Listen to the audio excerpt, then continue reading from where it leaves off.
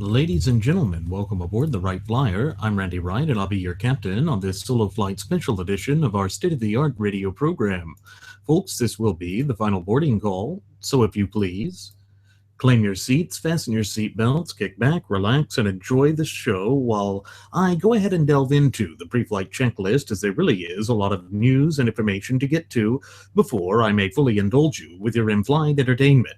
Well, folks, we're trying a little bit of something new here, just an experiment, so you get to see my lovely bedroom, which is kind of my studio, but it works. Its acoustics are good enough, and it does what we need, and let's go ahead and start jumping into the stories for today. As we all are well aware, something that we've oftentimes reiterated on previous episodes of Radio Aviation Excellence, the Wright Flyer, we've talked about how Donald J. Trump has abused people throughout the years. You know, everybody says he's such a great businessman, that he's always done such wonderful things in business. But the thing is, he's got this trail of just refusing to pay people. That's been something that's just a part of who he is and what he does and what he's always done. And it's left a trail over the years of just abusing people, not paying bills, and just being a shyster. Perhaps that's the way he got his wealth. But it's really not a good reflection on how things are supposed to be in the business world. It's not ethically doing business. And remember that one of the things that our founding fathers said, going back to the foundations of our country, is that we have to be a virtuous republic. That means that we have to stand up for those things that are decent and proper.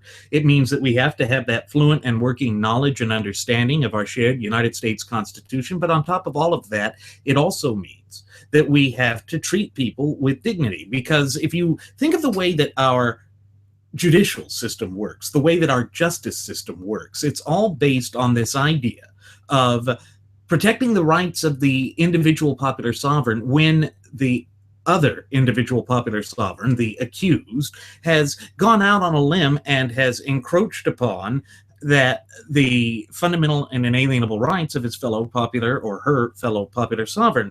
That's how everything goes. And it just has to do with what we value in this country. And Trump doesn't stand up for that. And so, as you recall, my first officer, Jeremy Grapington, and I have oftentimes reiterated on previous episodes of Radio Aviation Excellence, the Wright Flyer, that the entire impetus behind Trump is one that's based on a lie. It's not based on the truth. It's not based on how things actually are. And it's disgusting in a way. And they show that Trump doesn't really know who he is, because he doesn't have any core values or principles. And what I'm getting at with that is, you see that he's all over the map. You see the way that he's just been consistently inconsistent with respect to his immigration position. He's consistently inconsistent with what he does with trade, other than just being consistent with respect to saying that we have to have these tariffs in place. But tariffs are just not going to work. They are applied against the American citizens. They come back and hurt the American citizens. And we're already seeing that in Mexico, they're talking about repealing the Treaty of 1868. They're already talking about being more hostile to the United States. And again, it's because of the bravado of the mafioso quafioso. There's really no other way to put that, folks. And we have to be cognizant of exactly what is happening because of what he does. And the fact that he has been allowed to become the standard bearer for the gutless opposition party, or GOP. So he no longer just speaks for himself. He's trying to speak for all of us. And never forget that the highest office in the land is supposed to represent all American citizens. It's supposed to be all of us. And he's supposed to stand up for and represent all of us. And it just so unequivocally awful, because Trump just does not care about anyone but himself. And that's something we've said time and time again. And it's true. Because when you stop and think about it, he really doesn't go out and offer positions for anyone else. Yes, he'll pay lip service to trying to claim that he's in favor of the little guy. And recall that he said that we need to transform the guntless opposition party, or GOP, into a workers' party. That's just asinine. It really has no connection with what we are, either as a nation or as a people. In fact, it goes into this whole diatribe of being a nationalist. But here's the thing. How can you be a nationalist when you don't value the only thing that defines us both as a nation and as a people, when you have no knowledge of it? And of course, I'm speaking of that great social contract or compact, the greatest that's ever been devised by the hands of men, yet divinely inspired by providence above. And that's none other than our shared United States Constitution.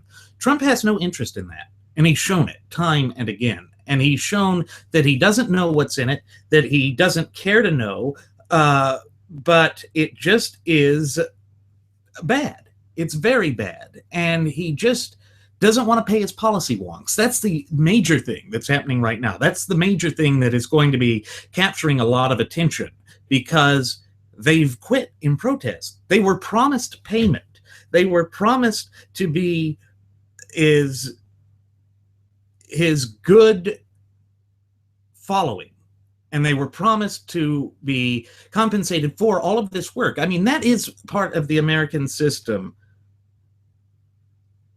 It just does not work to not pay people. That's showing how little concern he has. It's showing just how little he thinks of his staff and personnel. And recall that one of the big things that was said all throughout the primary process was that Trump was going to surround himself with the best people, that he always hires the best people.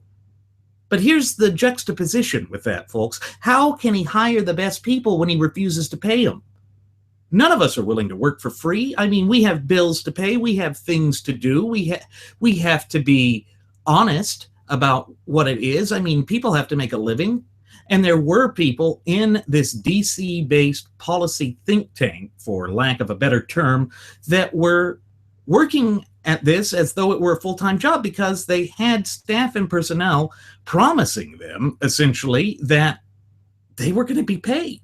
So when you go that far out on a limb, when you go that far out on everything and basically are working on this promise, and so you detrimentally rely on that promise, that in law is known as something called promissory estoppel. And that means that they could go after the Trump campaign, the Trump corporation, whatever you want to call it, that is running this campaign thing, his bid for the White House, on grounds of promissory estoppel. First, there was a promise made that they would be paid. Granted, it was an oral promise, but guess what? In contract law, oral contracts are still considered valid and binding. So there was an oral promise to pay them for the work that they were going to be doing. And they detrimentally relied on this promise. They provided a service, and they were not compensated for it. And this was after Corey Lewandowski had been sacked the first time around. And Paul Manafort was the one that said that they weren't going to be paid. Well, they kept working for the Trump camp, going all the way from April until today, without this payment. Now, folks, if you look at the clear and concise language of the 13th Amendment, you'll see that it prohibits slavery or servitude. And that's what this is. To force people to work and not compensate them is nothing short of indentured servitude. And that's been outlawed by the 13th Amendment to our Constitution. And recall again that pursuant to Article 6, Clause 2 of our shared United States Constitution, the Constitution itself is the supreme law of the land. This is something that really needs to come to the forefront and needs to be discussed, because you're not seeing a lot of the graduates of Pavlov School of Journalism for the salivating mainstream media cover this, because again, it's going to go against their twisted and dark machinations of pushing for Fabianism. As you recall, we've warned going back to our premiere episode, which aired on September 11th of 2015. We're coming up on that year anniversary here, folks. There has to be this recognition of our Constitution as the supreme law of the land. And there has to be this recognition that the media is going forth with its own agenda. And with respect to the so-called conservative or right-wing media, people like Lush Bimbo and Laura Inkoff and Michael Wiener Savage, and also with Sean Hannity. These people have betrayed their principles. They have gone against everything that we value. And that can't be allowed to go to fruition. It just can't, because what they have done is they have acted in a way that betrays their audience. It goes against the type of proclamations and promises they've made, and in a sense that ties back into this whole promissory estoppel thing. Honesty matters, folks. Honesty truly matters, and what we're seeing here is that this 2016 presidential election cycle shows that we really don't have much honesty. There has not been a matter of frankness with all of it. And because of that, we see that the nation is feeling a bit bamboozled. The people are outraged. We are encountering tensions and heightened stress that we haven't encountered before, at least not in living memory. You know, in our relatively brief yet illustrious history, we've sure encountered a lot of things. We've seen a lot of things. We've dealt with a lot of things.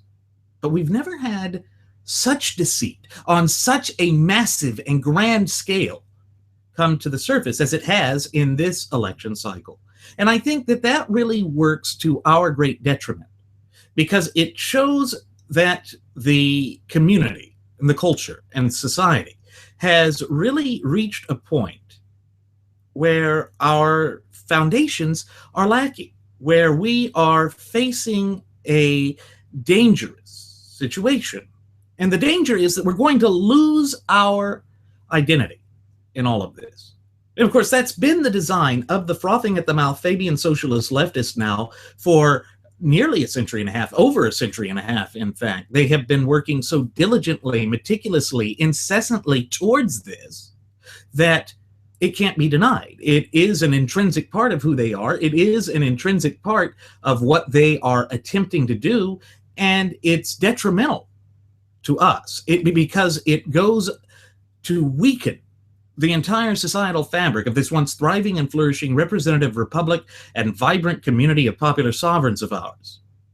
And Donald J. Trump represents a major problem. He represents this ability to make Hillary Rotten Clinton look good. Of all of the slates of candidates that were vying for the GOP nomination, it was only Trump that could make Hillary Clinton look good. And folks, Hillary Clinton is a disaster of a candidate. She is one of the worst to have ever come to the forefront with respect to the Democrat Party in the last 50 years. She is the weakest candidate that they have fronted in the past half century. You can't ignore this. You can't ignore it because it is just awful. And Trump is going to try and permanently harm, irreparably harm, the conservative movement. That's been his goal. That's been his modus operandi. Think about this. Ask yourself a rhetorical question here, folks. If Trump wanted to do a hostile takeover of the gutless opposition party, or GOP, to allow his longtime friend, Hillary Rotten Clinton, to get into the White House, what would he have done differently? Would he have done anything differently than what he has done already? And folks, I think that the answer to that question is both open and obvious. The answer is he wouldn't have done a blessed thing differently. There's no need to do anything differently. He's already gone out to such an extent that he has driven a wedge into the base of the gutless opposition party, or GOP, leaving us hopelessly divided heading into the general election cycle slated for later this November. Folks, it's open and obvious. It's there if you're willing to look at it with objectivity. But the problem that we encounter now is that people like Lush Bimbo and Sean Wannity et al. Aren't looking at it objectively. They're looking at it in their own self-interest. They're looking at it to push their own ideology. And that just, it's not going to work. The reason it's not going to work is they're being intellectually disingenuous. They're not being truthful with their audience. And the audience is not going to appreciate that. We don't appreciate being lied to. We don't appreciate being treated as though Trump is this greatest thing since sliced bread, when clearly it's not true. But it's Eric Erickson over there at the Resurgent.com put out this piece, which states that one of Trump's major initiatives to appeal to conservatives just collapsed. And he starts his piece by saying, earlier this year, as it was becoming more apparent Trump could be the GOP nominee, conservatives were bristling and distrustful because of Trump's lack of conservative bona fides. In other words, he doesn't have a solid history or track record of being a conservative. And that's something that my first officer, Jeremy Grapington, and our first Air Marshal, Mr. Nelson Ward, and yours truly have oftentimes reiterated on previous episodes of Radio Aviation Excellence, the Wright Flyer. It's that Trump does not have a track record of being a conservative.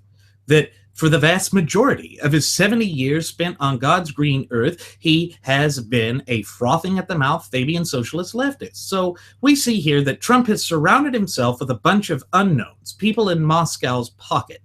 And so what he was trying to do at the time with setting up this policy shop in D.C., is what they're calling it, was to try and placate conservatives, to try and make conservatives feel better about him, to feel as though he is the sort of person who would be good for the nation, when in fact nothing could be further from the truth.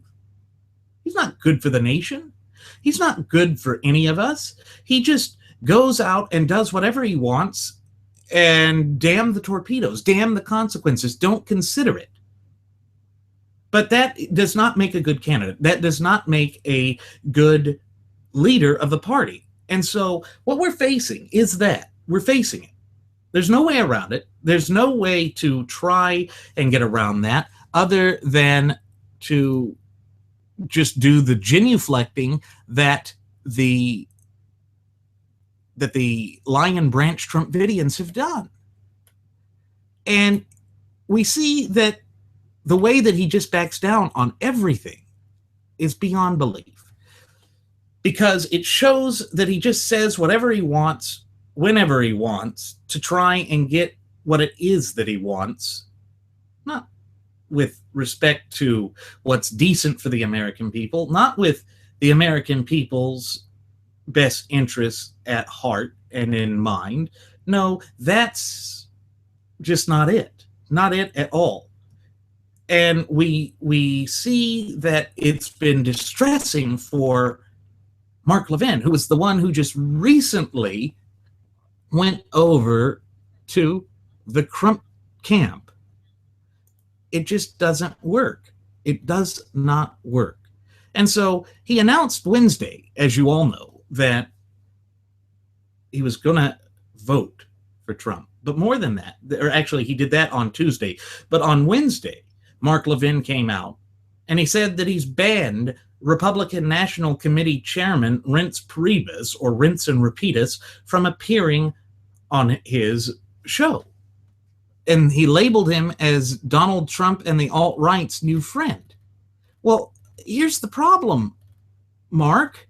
If you're going to go out on a limb and accept the mafioso quafioso as someone you can vote for, it doesn't make sense that you would then go and ban the people that support him from your show. Yes, I know that you went out there and you tried to say that he doesn't represent you and that it is not you accepting him.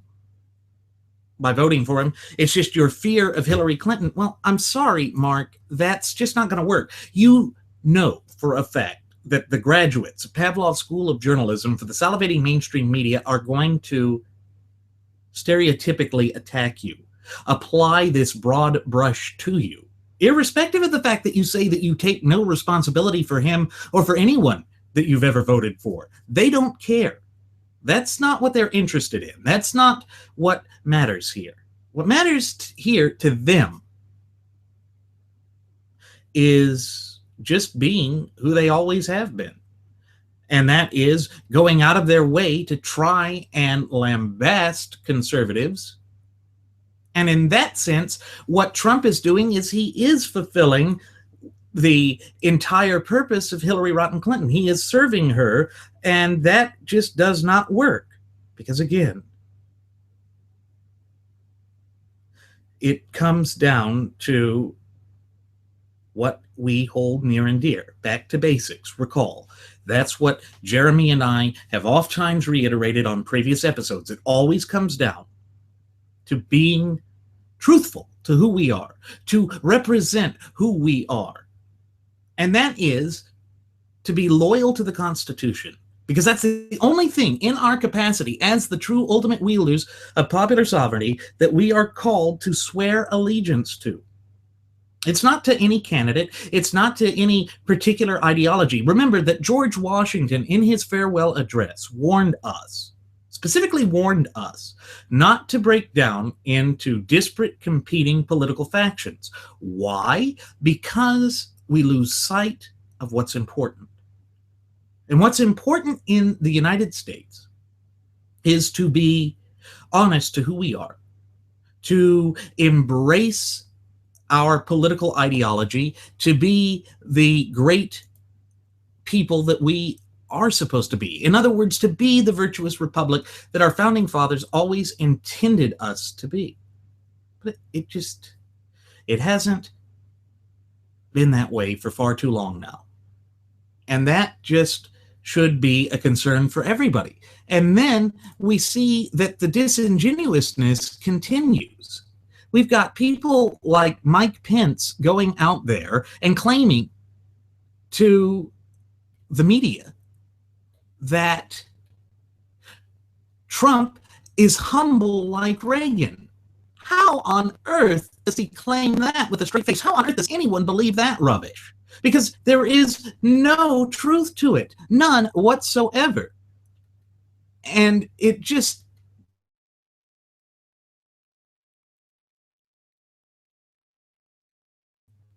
with Trump that this occurs. It's with his entire staff and personnel. And we can't afford that. We can't. But it's so hard to believe that you're just going to have to hear it for yourself. And if I can get the page to load properly, it's not wanting to. Go figure. That's the problem with having video added. Bear with me, folks. I'll get this up. But I've got the soundbite. And it's just not something that can be ignored. And to say he's humble, particularly, that is just beyond the pale.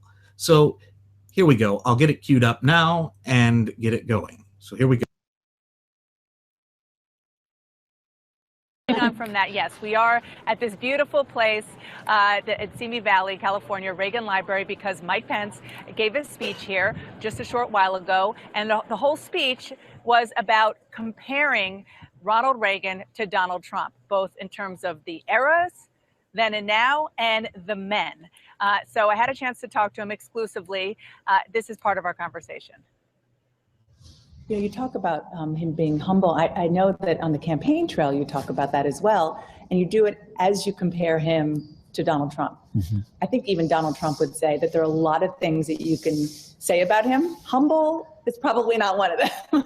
Well, I would tell you, both men were very broad-shouldered leaders. Yes. I mean, both men had been successful not only but humble? In public the guy who life, has his name on every building that but also in entertainment. Well, Ronald Reagan had his name on a lot of marquees. But I think at their very core, both men are the kind of leaders that have a core of humility.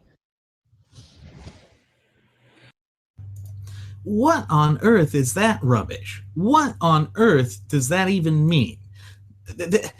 Ronald Reagan was an actor. Yes, his name was on marquees, but he also had been a governor. He also had a track record of standing up for conservative ideas going on for some 30 years before he decided to throw his hat into the ring in 1980.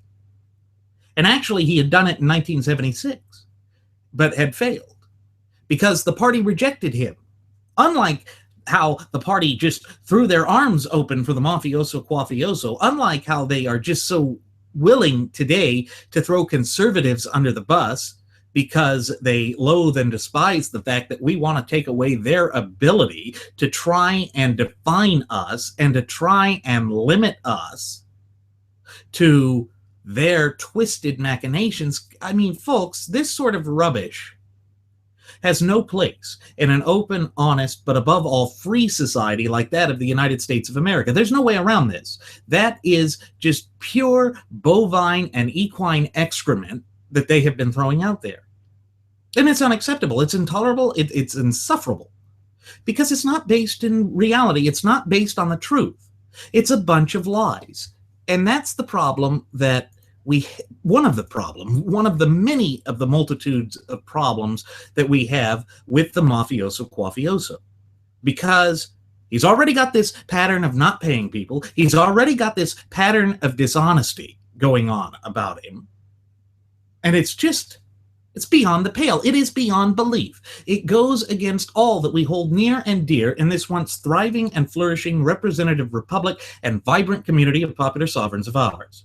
And it doesn't show any signs of improving at any time within the foreseeable future. So we're going to have to try and overcome these obstacles, these hurdles, these adversities that have been placed in our path, this time by people that are seemingly, or at least claim to be, on our own side. But they're not on our side. They've never been on our side. They've always been diametrically opposed to constitutional compositionism. And we do have to refer to it as constitutional composition because we're going back to the original intent or the original composition of our shared United States Constitution, which is the supreme law of the land.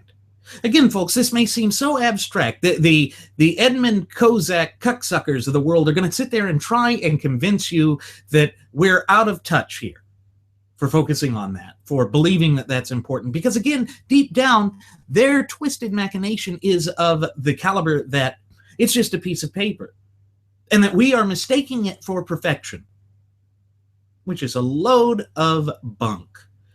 Because when you stop and you look at the actual opening lines to the preamble to our shared Constitution, it says to form a more perfect union. More, meaning not perfect, but closer, to try and get as close as we can to perfection. You see, our founding fathers inherently understood that you cannot achieve perfection in this earthly realm. That is just one of the quintessential aspects of what it means to be a flawed, mortal human being. But they don't care. They don't want to be intellectually genuine about this. They go out with intellectual disingenuousness to try and throw a wrench into the works here, to try and convince everybody that we're a bunch of kooks and nuts. Why? Because they realize deep down in their heart of hearts that their candidate is wholly unacceptable to those of us who literally love this nation and love what this nation stands for and represents. And it's really got to be something that we overcome. But the only way we're ever going to be able to overcome it, rather, is to be honest with ourselves, to be honest about where this nation has to go. And the only way to do that is to go back to basics. And basics has always been the Constitution. That's always been the case. Always been the case in this country. And you see, that's what's so incredible about our founding fathers. They gave us this great social contract that codified our fundamental and inalienable rights.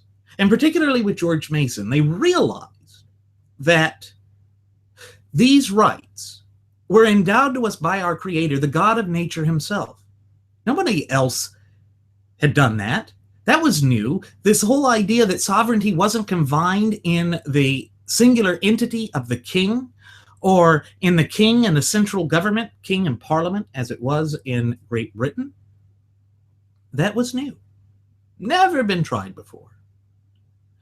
And it shows the infinite wisdom and foresight that our founding fathers had when they came together and worked to create the Constitution. And that was not something that was just inevitable. It was not something that they just pulled out of the sky and brought forth. They deliberated over it. They debated over it. They fought over it for a long time. And it was a heated and contentious fight at times, particularly over the inclusion of the first 10 amendments to our shared Constitution, what is commonly referred to as the Bill of Rights. That was not an easy fight. There were all of these different things. And there were concerns. The Federalists were worried that it would limit things too much. Whereas the Anti-Federalists understood that if we didn't have a Bill of Rights, that the government, by its nature, being a government, would eventually become so corrupted through either entropy or through just the usual suspect way that government works, and would start to encroach upon the rights of the people, because that's what they always do. And it just doesn't work, because it would tear us apart to allow the government to take over like that. It would go against the whole impetus behind the revolution. And like the late, great Margaret Thatcher said, the United States of America is formed upon a philosophy, whereas Europe was based on history, whereas other nations have other things that are behind their creation. In the United States, we were created off of this Enlightenment mentality, which the alternative or alt-right loathes and despises, because they want it to boil down to identity politics, which is just nuts. It's bizarre. And it really should be rejected in an open, honest, and free country like that of the United States of America. But no, that's what they work towards. That's what they believe. And they are the ones that have gone forth and made this 2016 election cycle a lot more contentious than it would otherwise be. And the reason for that is that they have found their standard bearer in the mafioso quafioso. Because Donald Trump is not a conservative, but neither are the alt-right. They like to claim that they are of a conservative mindset, but they're not. Because to be a conservative, you have to conserve the system that's there. And the only way to conserve the system that is there is to believe in that system. And the alt-right, by their own admission, does not believe in the Constitution, does not believe in those fundamental tenets that make up the Constitution. That is who we are. Because think about it. What defines us as a citizen? What is it that defines us as a nation and as a people? It is the Constitution. Constitution defines us. The Constitution also protects us, but it also requires that there be this symbiotic relationship in which the people who are a party to that great social contract be proactive in maintaining and safeguarding our fundamental and inalienable rights. So nobody else can have that duty. Nobody else can have that obligation or, above all, responsibility. That falls squarely on our shoulders and our shoulders alone. And it is what has propelled us to such lofty heights in our relatively brief yet illustrious history. And folks, there is no way around that. That is who we are. It is what we do. It is what we must be, and what we've always been about. And so that is why we say here at Radio Aviation Excellence, the Wright Flyer, that it is so imperative that we foster that fluent and working knowledge and understanding of our shared United States Constitution, and thereby have that working and fluent knowledge with respect to your fundamental and inalienable rights, which were endowed to you by your Creator, who happens to be none other than the God of nature himself. In so doing, you then have the ability to examine the totality of the circumstances in an objective fashion, to determine what is necessary to act in your best interest, and to determine whether someone is acting in your best interest or they're trying to bamboozle you. Think about Donald Trump. One of the questions that Jeremy has asked many, many times on previous episodes is that we need to ask, where are Trump's policies in the Constitution? Are they found in the Constitution? Are they congruous with the Constitution?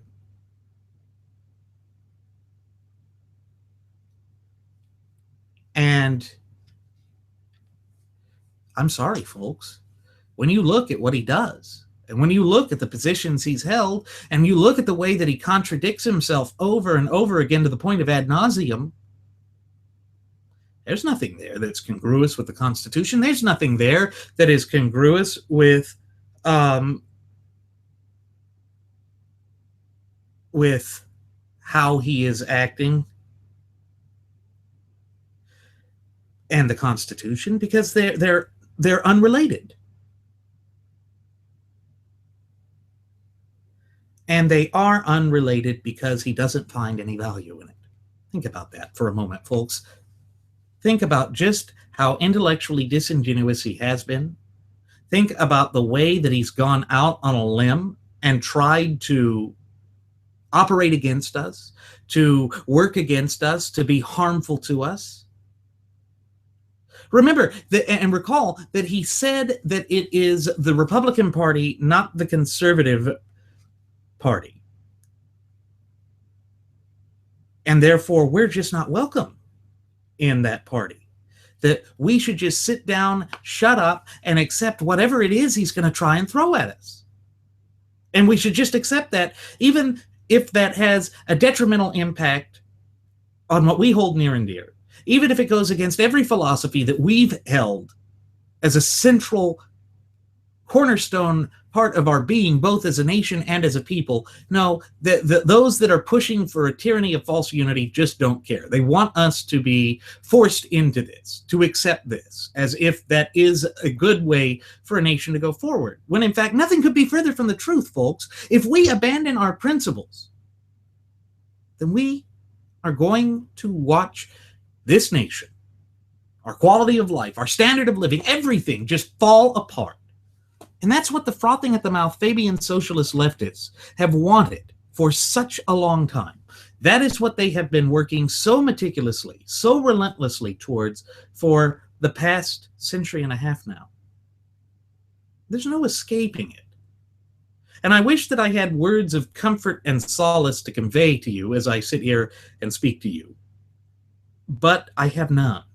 I have none because there are no such words to be given with respect to this. Everywhere we turn, we see that these nefarious elements are working in an orchestrated fashion to try and tear down all that we hold near and dear in this once thriving and flourishing representative republic of ours.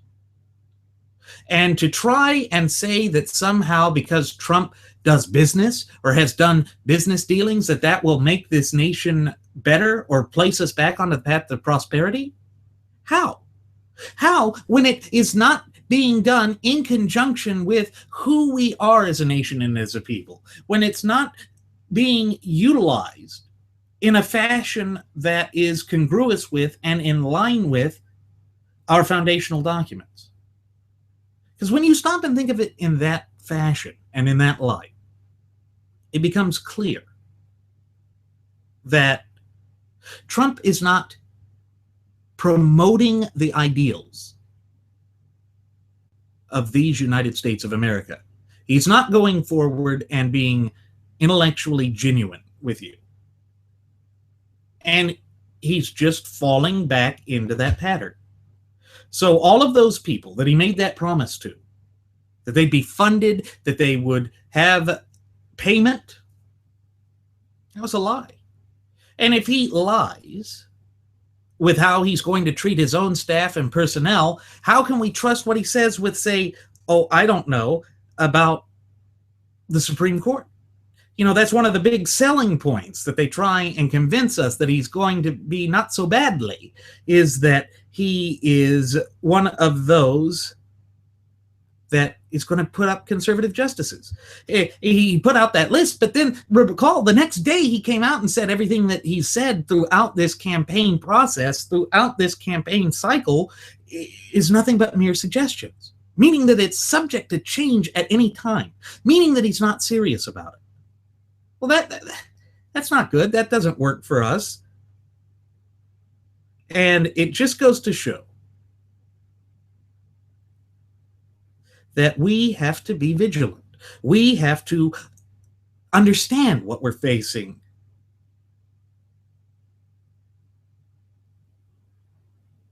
And that requires being cognizant of the dangers, the great dangers. And there are dangers out there, folks. There truly are dangers. Dangers that we just can't ignore, dangers that we can't sweep under the rug. But of course, the graduates of Pavlov School of Journalism for the salivating mainstream media aren't going to do that. Why? Because they loathe and despise us. And it's because they hate all that we stand for. They hate what we've accomplished. They want us to be ashamed of the fact that we have accomplished these great things. And they think that we've stolen it. You see, that's what it really comes down to. They think that we don't deserve it. They're this blame America first crowd, and that's what they've always done. But it's not a reflection rather of reality. It's not what really matters. No, it's just their attempts to tear us apart. It's their attempts to drastically, permanently, fundamentally, irreparably redefine who we are as a nation and as a people.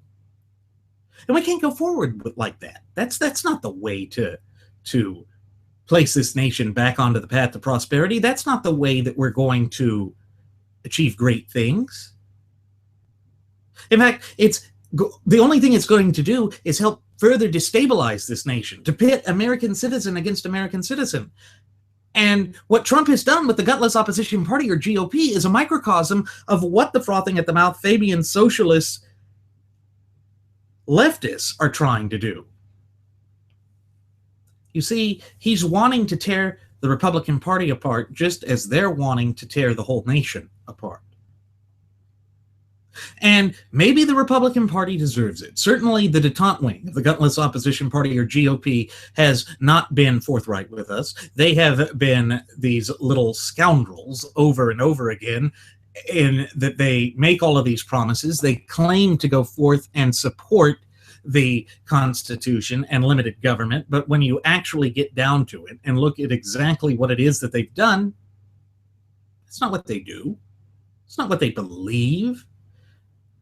And so it just comes back against us. It comes back against us and is detrimental in every aspect of it. And we can ill afford that, both as a nation and as a people. The reason we can't afford that, as I sit here and speak to the microphone, which is how to frame folks, but it is there, it's nice, is because if they had to admit what makes America great, then it means that they would have to embrace the thing that they have declared war upon. It's why they go forth and try and use these twin cancerous doctrines of political correctness and moral relativism to try and trap us. It's because deep down they realize that we, in our heart of hearts and in our capacity, as the true ultimate wielders of popular sovereignty, would reject everything that they put forth, because their ideology is not based in reality. Their ideology would be theft by any other name. It's because they want to try and tear us apart. Why? Because, again, they want to redefine us. And to redefine us, they must be ready to confuse us, to obfuscate us, to divide and conquer us,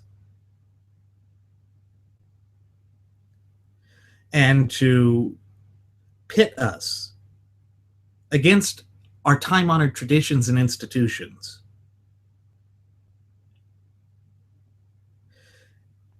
And they want to do that because then they can put forth this socialist dystopia in the United States to drastically, fundamentally, permanently, irreparably transform the United States of America away from being a constitutionally endowed federalist representative republic into being this sort of Fabian socialist dystopia that is diametrically opposed to all that we hold near and dear, both as a nation and as a people. We can't afford that. We can't afford it because there's no way to really come back from it. And then to try and say that Trump is an acceptable candidate because he's a great businessman, look at the way that he treated all of those people who were working for him. Look at the way that he went out there and essentially refused to pay his staff and personnel. To me, that shows a glaring lack of integrity. And recall, again, that our founding fathers expected this nation to be a virtuous republic. That means that not just the true ultimate wielders of popular sovereignty, we the people have to be virtuous and live up to our morals and to have a sense of honor, because recall, for our founding fathers, sacred honor meant everything. More than their lives, more than their wealth, it was their sacred honor that they valued and cherished above all else. That's what mattered. That is what allowed the nation to come into existence. But all of these people pushing for Trump lack it, because Trump lacks it. And I know that Levin wants to sit there and say that he shouldn't be responsible for the things that Trump says, or the things that Trump's surrogates say or do. And yeah, I agree. We shouldn't, except for the fact that you're free to vote however you want. And that's one of the things we've stressed here at Radio Aviation Excellence, the Wright Flyer. We're never going to tell you how to exercise your fundamental and inalienable God-given right to vote. But you damn well better be willing to accept the consequences that come with the way that you chose to act. You better be willing to accept those consequences. Because what makes us a free nation, what makes us be able to accomplish all that we have in our relatively brief yet illustrious history, is to accept the fact that we must be self-responsible, self-accountable. And when self-responsibility and self-accountability work in tandem, it gives us self-determination. In self-determination, we thereby create the bedrock foundation that makes this nation work. And more than just making the nation work, it's what allows the nation to be a free nation, one that recognizes the rights of the true individual popular sovereigns. That's something that the United States of America is the best at, better than anybody else. No one else has accomplished that. No one else has been based from the inception of their nation on such a precept. But it is what we're based on. And it is why there is something to this notion of American exceptionalism. America was exceptional in her foundation, is exceptional. And that's why we have taken issue with that hollow, shallow, empty, and meaningless platitude that Trump has made his campaign slogan, "Make America Great." Now it's some off-the-wall, god-awful thing of, well, you can't get any worse than this. Yuck, yuck, yuck. That's the way we're going to do it. Seriously? Seriously? That's how you're going to try and paint that? Don Trumpolini? No. This nation is great because of the people. But more importantly, it's great because the people are free. And the thing that sets us free is the very thing that people like Edmund Kozak and Laura Inkampf don't believe in being important anymore.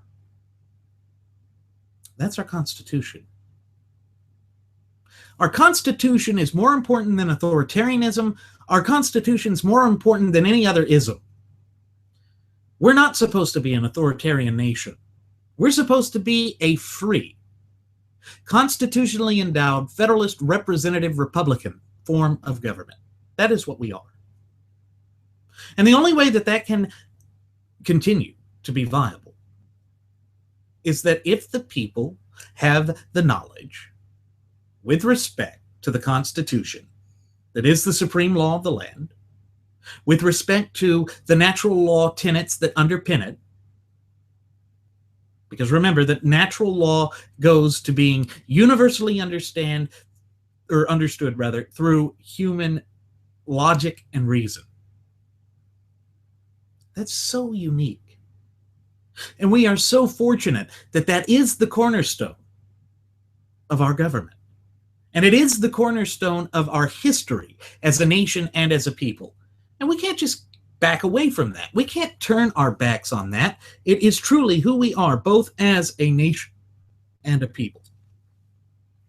Yet, with Donald Trump, they ignore this. With Donald Trump, it's always down the line of what's in his best interests, what works for him, not the American people, not the true ultimate wielders of popular sovereignty, none of that. No. It's just going to show that identity politics and all of this other crap has gotten worse. And it brings us to a question that was brought up by Mediate. And it's by John Ziegler. John Ziegler has done a lot of stuff and has covered a lot of things that a great many people won't look to, won't answer, won't examine. And this question that he brought up that I thought was interesting is, if conservative media won't stand up to Trump, can they at least do so with Drudge? Now, we all know that the Drudge Report had been this kind of revolutionary thing that had changed the way that media worked. I mean, we here at Radio Aviation Excellence, the Wright Flyer, have referred to him as the William Randolph Hearst of the cyber arena, because he controls that much traffic. He has set internet traffic to certain other media outlets, but he changes the headlines to fit his narrative. And throughout this 2016 presidential election cycle, he has really been monkeying with that rhetoric. He has really been trying to set forth a very skewed approach to the stories so that one can't just question the agenda that he has put forth. And that too is intellectually disingenuous. But what Ziegler is saying here is basically, did you hear the big story from last night's NBC town hall with the major presidential candidates? No, not the made-up stuff about Donald Trump praising Vladimir Putin and lying about his position on various military conflicts.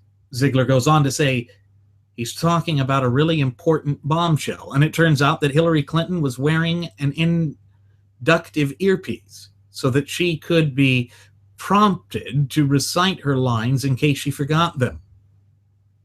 And again, that ties into the health things, but no, this is all the stuff that Matt Drudge's been trying to throw out there. He says, make no mistake, this episode is a catastrophic embarrassment to not just the conservative media, but to humanity itself. It's also all Matt Drudge's fault, and that is paying attention to the earpiece or the health when, in fact, there are things like Trump's shortcomings. And his shortcomings cannot be ignored. Because they are a part of him. They are what he does. And he tries to convince us that that's in our best interest. But we know better. We all know better than that, because we've seen for ourselves that he's gone out and he's done these things that are not in the best interest of the American people, that he's been consistently inconsistent, and that has been working to our great detriment over and over again. And we can't, how do we accept that? How do we accept that as being part of who we are, both as a nation and as a people? The answer is we don't. The answer is that doesn't work. The answer is we must get back to basics. And as my first officer, Jeremy Grapington, and I have reiterated so many times on previous episodes of Radio Aviation Excellence, the Wright Flyer, the way you do that is to go back to basics. And basics is the Constitution. There's no way around that, folks. Now, of course, the graduates of Pavlov's School of Journalism for the salivating mainstream media aren't going to present it to you in that way. They're not going to think about it in that way, because they have their narrative, they have their agenda, they have their propaganda that they want to go forward with, come hell or high water. And so they do a great disservice to the people. Because if you recall, one of the reasons that we have freedom of the press is that they are supposed to be the watchdogs against governmental encroachment. But they've been the lapdog of one particular party for so long, and now the conservative media is playing that role with a guy who's not even a conservative. They're just that drunk in wanting to win. They just want to win that badly, that they're willing to throw everything away, that they're willing to redefine us both as a nation and as a people and as a political ideology and movement. And that ain't gonna fly. It ain't gonna work. We're not going to tolerate it. Because we know what's important. We know what rests at the center of this nation, and that is our shared United States Constitution. Again, folks, there's no way around that. That is who we are, both as a nation and as a people. And recall that our founding fathers expected us to hand this down to posterity, meaning to the up-and-coming generations, and indeed those generations which have yet to be born. And do we really want to be known as the first American generation to spoil the Constitution for the next generation? I don't think so. It's certainly not in line with the national heritage, character, spirit, but above all, identity of the American people. It's certainly not in line with the way that we have held ourselves up in the past, and it's certainly not in line with the values that have been an intrinsic part of our DNA since the inception of this nation some 235 plus years ago.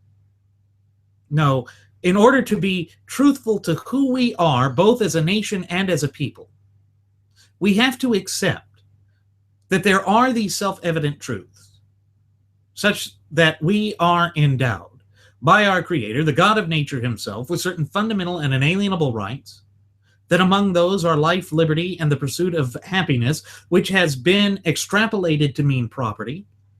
And that comes from the philosophies of John Locke, that 18th century British philosopher. And that's what it means to be free, to stand up for those things, and to have the social contract defend those things. That is literally what our nation is about, has been about, has always been about. Because it is that intrinsic nature of us. It is part of who we are, both as a nation and as a people. And there's no getting around that, folks. And so, what I want everyone to do is to take an opportunity as we come up on Constitution Day, which will be Friday, September 16th. I'm already jumping ahead to February, folks. Sorry. Of this year. I want you to think about, what does the Constitution mean to you? Because it must mean something. And then, because you can find a copy of it free online, or you can go get a physical copy of it, I want you to read the Constitution. I want you to reflect upon what it is for all of us and realize that it belongs to you, not to the government, not to these nameless, faceless, ultimately unaccountable bureaucrats. It doesn't belong to them. It belongs to you and me and to we the people. Because it was we the people who ordained and established this government. And it was we the people who were entrusted with ensuring that that Constitution, that that sacred document, will be handed down for generations to come. And no one else can do that. You can't look to some messianic figure to ride down off of a quaff-shaped cloud to do that. You have to do that. I have to do that. We, in our capacity as the true ultimate wielders of popular sovereignty, have to do that. And so we don't turn away from that. We don't abandon that. It is who we are. It's who we've always been. It's who we always will be, God willing. So I want you to do that. I want you to reflect upon that. And then I want you to enjoy that day. And realize, doesn't matter what the outcome of this election is going to be, we the people are still the true ultimate wielders of popular sovereignty. Don't let anyone take that away from you. Don't ever let anyone take that away from you, because it is so important. Now, with that said, it's time for us to begin our descent. I'm going to go ahead and send the flight attendant back for one last round of alcohol. Folks, if she doesn't give you the alcohol, we won't pay her. That way we pull it out of Trump's book, right? Or if she doesn't pour the alcohol, you can push her out of the plane. As always, folks, I'm your Captain Randy Wright. I want to thank you for choosing to fly the Wright Flyer. I invite you to leave any questions, comments, or concerns you may have either here on our YouTube page or on our Facebook page or our Google Plus page. And on top of that, I invite you to follow us at Twitter with the Twitter handle @RadioAviationEX. One more time, folks, that's @RadioAviationEX. There, you will find our departure board that lists my personal Twitter account, the personal Twitter account of my first officer, Jeremy Grapenton, our Blogspot account, where we're putting up audio-only versions of our state-of-the-art radio program, as well as audio blogs. I have not put an audio blog out lately, though, folks, but it's still there. There's still a lot to be had there. And then there's the Cafe Press account. And at the Cafe Press account, you can find all sorts of trinkets and goodies with our original classic logo on it, that of Radio Aviation Excellence, the Wright Flyer, or a first passenger logo that's there for all of these good things too. And there's hats, clothing, neckties, tote bags, laptop protectors, sleeves, phone protectors and sleeves, drinking glasses, shot glasses. I mean, there's so much with a wide array of things at reasonable prices. Surely you can find something that'll fit your needs and will be stylish as well. Thank you again, folks, for flying the Wright Flyer. We'll see you again next time. Do take care.